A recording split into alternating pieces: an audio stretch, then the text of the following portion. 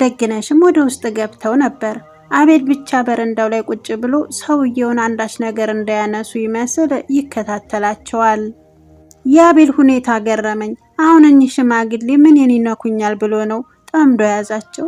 ለራሳቸው የያዙትን ብርጭቆ እንኳን በቅጡ ወደ አፋቸው ማድረስ እየተቸገሩ ነው የሚመስሉት። አቤልን ችላ ብዬ ወደ ሽማግሌው ተጠግቼ ቁጭ አልኩ። ድንግጥ አሉ። ምንም እንዳልተፈጠረ ሆኜ ፈገግ አልኩ። እናም የሚንቀጠቀጠው እጃቸው ላይ ያለውን ብርጭቆ ተቀብዬ መሬት ላይ አስቀመጥኩት። አመሰግናለሁ ልጄ አሉኝ። ኧረ አባት አትጨነቁ አልኳቸው። በተቀደደ ቲሸርታቸው ውስጥ የሚታየውን የአጥንታቸውን የተሸከመውን ቆዳቸውን ብዙ ስቃዮችን እንዳሳለፉ ይናገራሉ። እሺ ልጄ። የእናቴ ልጅ ክፍል 16 ይሄን ብለን ነበር ያስዳመጥናችሁ። ዛሬም እንደሚከተለው ክፍል 17ን አስከትለዋለሁ። እስከ ቪዲዮ ፍጻሜ አብራችሁ እንድትሆኑ በአክብሮት እጠይቃለሁ። ክብራና ክብራት የዚህ ቻናል አድማጭ ተመልካቾች ሼር፣ ላይክ እያደረጋችሁ ለምታበረታቱኝ እጅግ በጣም አመሰግናለሁ። ወደ ታሪኩ አመራለሁ። አብራችሁ ሆኖ በላይክ ጀምሩት ቪዲዮውን። እሺ ልጄ፣ አሁን በልቼ ጨርሻለሁ፣ ልሂድ መሰል አሉ። አይ ልጄ፣ ስለምን ልንጫወት ነው አሉ ፈራ ተባ ብለው። እዚህ በተደጋጋሚ ይመጣሉ እንዴ? ሁሉም ሰው ያውቁታል ከኔ በቀር አልኳቸው። አዎ፣ አልፎ አልፎ ረሃብ ሲጠናብኝ እዚህ እመጣለሁ። እናትህ ደግ ሴት ናት አሉኝ አዘን ብለው። አዎ እናቴ ደግ ናት አልኳቸው። እንዳቀረቀሩ ዝም አሉ። ስሞት ማን ነው አልኳቸው። አበራ ኃይሉ እባላለሁ አሉ። ደስ የሚል ስም ነው፣ አበራ ኃይሉ ደስ ይላል አልኳቸው። ዝም አሉ። በጣም የጨነቃቸው ይመስላሉ። የብቸኝነት ስሜት ሳይሰማቸው አይቀርም። አባት፣ በማንኛውም ሰዓት ወደዚህ ቤት መምጣት ትችላለሁ። ምንም ነገር አያሳስቦት። ከፈለጉ ደግሞ እርስዎ እሺ ይበሉ እንጂ ከዚህ ከኛ ጋር አትክልተኛ ሆነው እንዲሰሩ እናቴን ላሳምንልዎት እችላለሁ አልኳቸው። ይህንን ስላቸው አሻግረው ወደ አቤል አየት አደረጉ። ምን ነው አልፈለጉም አልኳቸው። አይ ይቅርብኝ፣ ያለሁበትን ሁኔታ ለምጄዋለሁ፣ አታስብ አሉኝ። በቃ ሀሳቦት ከቀየሩ በማንኛውም ጊዜ ይጠይቁኝ አልኳቸው። እሺ በሚል ራሳቸውን ነቀነቁልኝ። ለምን እንደው አብሬያቸው መቆየት ፈልጌ ነበር። እሳቸው ግን ተጣደፉ። ይሁን ብዬ አሰናበትኳቸውና ወደ ትልቁ ቤት ሄድኩ። አቤል ሽማግሌው እንደወጡ ካረጋገጠ በኋላ ወደ ውስጥ ገብቷል። ስገባ ቁርስ ቀርቦ ቡናው ተጥዶ ሞቅ ሞቅ ብሏል። ይህ የቤተሰብ ስብስብ ይመቸኛል፣ ደስም የሚል ስሜት ይሰጠኛልም። ህይወትንና ቤተሰብን በፍቅር ይዛ ወደፊት መጓዝን ቀጥላለች። እናቴ፣ ደግነሽ፣ ባዩሽ፣ ማማ፣ አቤልን ጨምሮ ሁላችንም ሰላማዊ በሆነ ትልቁ ቤታችን በደስታ እያሳለፍን ቀናቶች ተቆጠሩ። የኔ ደስታ ምንጭ ጨምሯል። በብሌን ግልጽና ያልተገደበ የፍቅር አዙሪት ምክንያት የብሌን ፍቅር ብፈራውም እስካሁን የፈራሁት አልደረሰም። ያልተለመደው ግልጸኝነቷ የኔንም ድብቅነት ገልጾ ፊት ለፊት አወጥቶ ከማሳየት በስተቀር አልተጎዳሁም። እንደዛተችው ጥላኛለች እቅፏ ውስጥ። ለመጀመሪያ ጊዜ የሴት ልጅ ገላ እንዳውቅ ስሜቱንም እንዳጣጥም አድርጋኛለች። በፍቅር ጠብ አድርጋኛለች። እናም በዚህ ደስተኛ ነኝ። ዙሪያ የሚያስብልኝ ሰው ነው እየከበበ ማለት እችላለሁ። አቤልም ደህና እየሆነ ይመስላል። እናቴም አቤልን ወደ ውጭ ለመላክ ያሰበችውን ሀሳብ ሊሳካላት ተቃርቧል።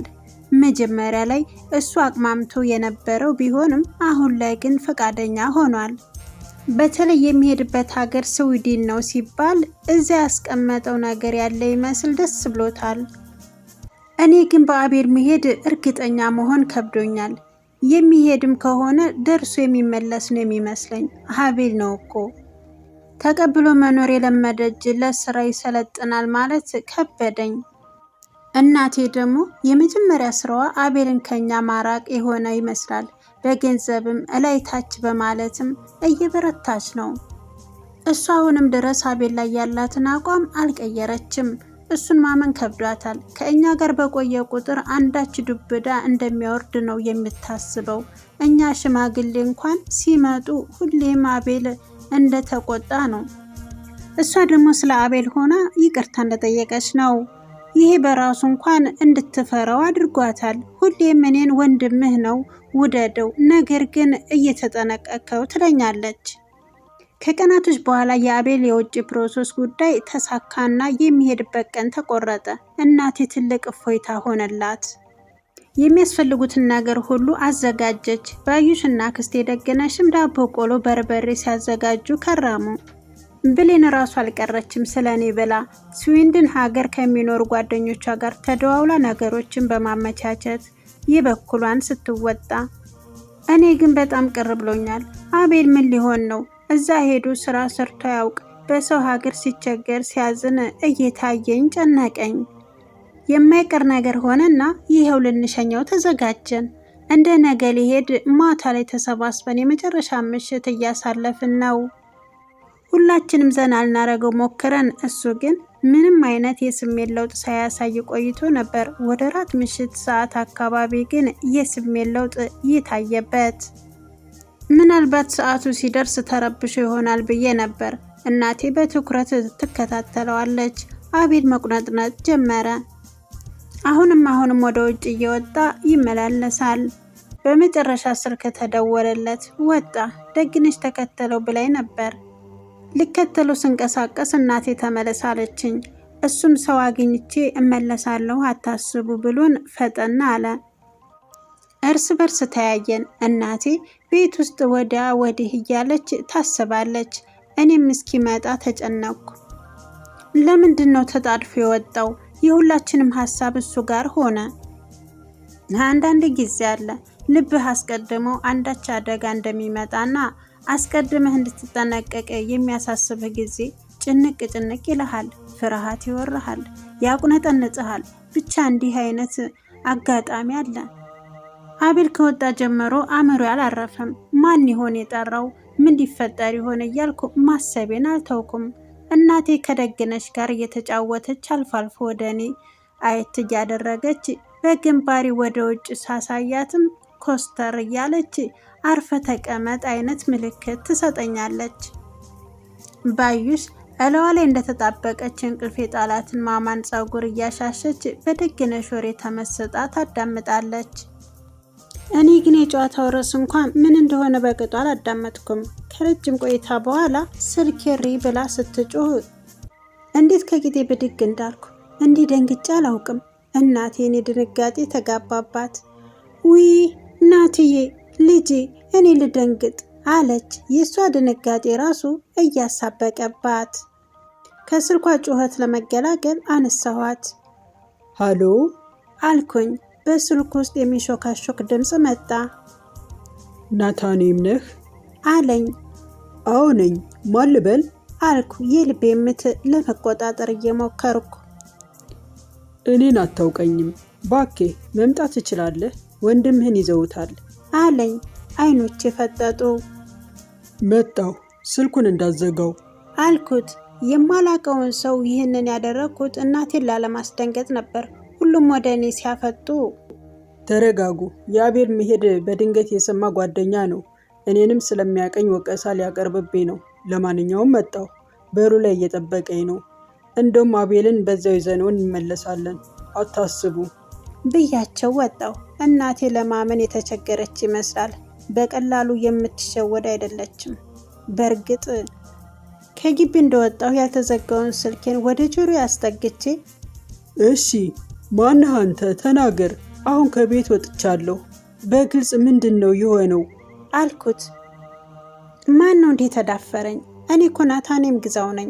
እንዴት ወንድሜን ይዘውታል? ለዛውም በዚህ ቀን እንዴት? በንዴት ጦፍኩ። እኔ ማንነታቸውን አላወቅኩም። እኔና አቤል ተገናኝተን ነበር። ሰላም ብሎኝ እንዳለፈ ጩኸት ሰማሁ። ወደ ኋላ ስመለስ ክብሯና ክብራት የእናቴ ልጅ ክፍል 17 ይህን ይመስል ነበረ። በክፍል 18 እስከምንገናኝ ቸሩ ሁሉ ይግጠመን እያልኩኝ እስከ ቪዲዮ ፍጻሜ አብራችሁ ስለነበራችሁ እጅግ አመሰግናለሁ። አብራችሁ የቆየሁት ይፋት መልቲ ሚዲያ ነበርኩ። በሌላ ፕሮግራም እስከምንገናኝ ሰናይ ጊዜ። ሀገራችን ኢትዮጵያን ሰላሟን ይመልስልን፣ አለማችንን ከክፉ መከራ ይጠብቅልን እያልኩ ከወዲሁ እሰናበታለሁ። ባይ ባይ። ሰናይ ጊዜ። ትመጫለሽ ብዬ ሳይማዶ